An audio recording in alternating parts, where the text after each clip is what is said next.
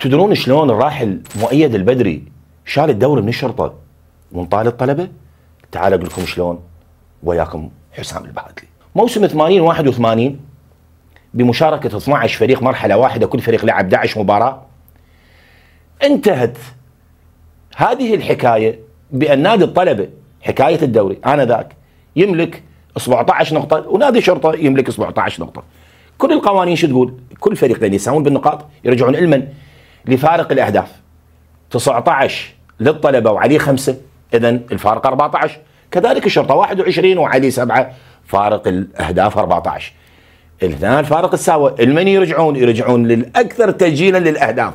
هاي كل القوانين المعموله في كل دوريات العالم منذ تاسيس كره القدم الى يومنا هذا.